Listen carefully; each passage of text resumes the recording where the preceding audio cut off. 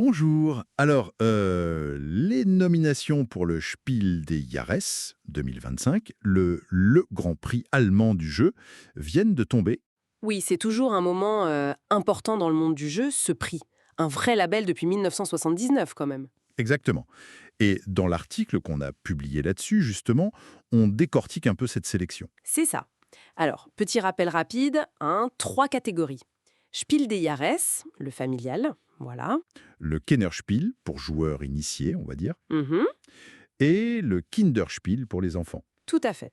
Bon, l'idée aujourd'hui, c'est de survoler un peu ces finalistes et puis de ressortir les points clés de notre analyse, ce qui a retenu l'attention du jury cette année. Allons-y. Oui, regardons ça de plus près.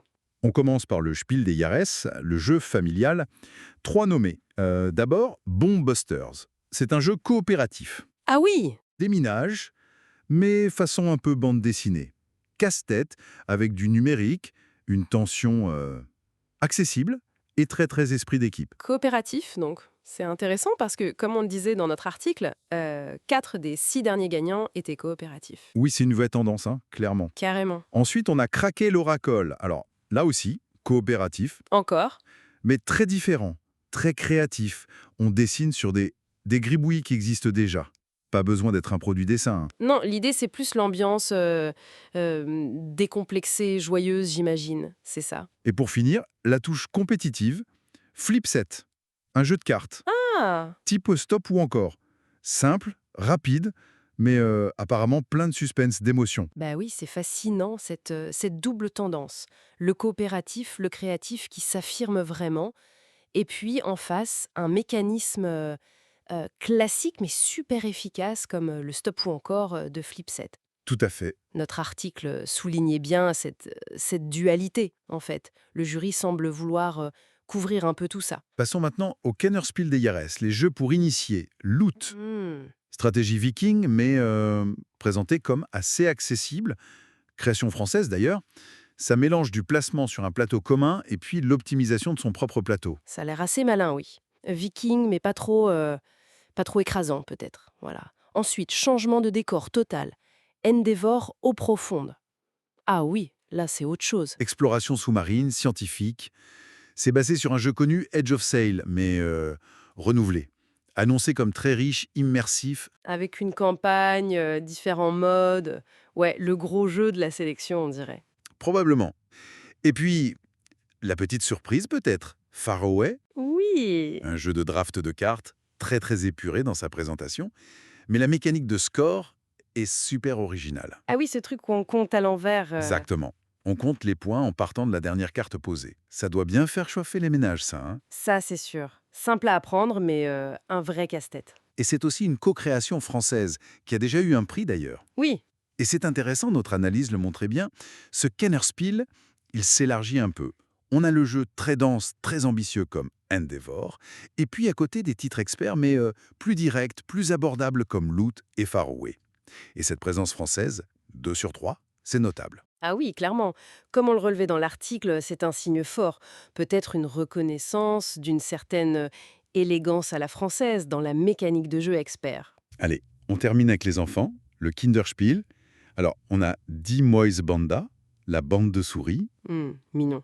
un jeu coopératif suisse, mémoire, avec une histoire, et une mécanique un peu étonnante de jeu silencieux par moment. Ah, original ça.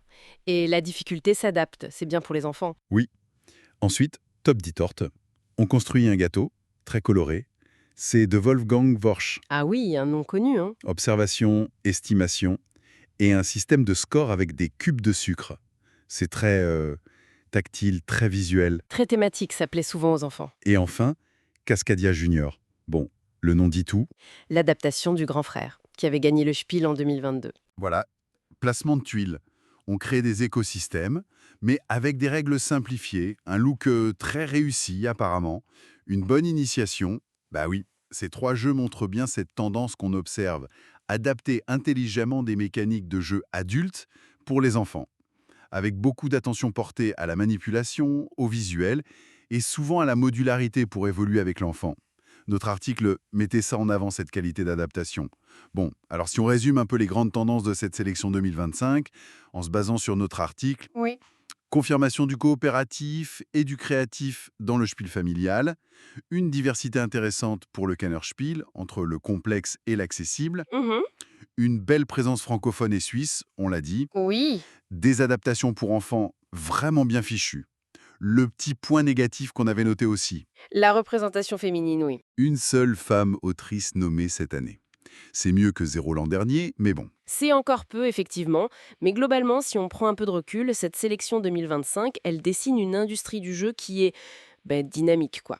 Capable de proposer des choses très variées pour tous les âges, tous les goûts. De la collaboration familiale à la stratégie bien pointue. Exactement. Voilà, c'était un aperçu rapide, mais assez riche, je crois, de cette QV 2025, nourrie par notre analyse. Une sélection variée qui promet de belles heures de jeu. Tout à fait. Reste plus qu'à attendre cet été pour connaître les grands gagnants du Luc. Oui. Et en attendant, peut-être une question à laisser mûrir. Au-delà des mécaniques, des thèmes, est-ce que ces jeux, finalement, ils ne reflètent pas aussi des choses plus larges? Notre rapport à la coopération, à la compétition, peut-être même à l'apprentissage par le jeu à travers les âges. Bonne question pour la route. Merci. Merci.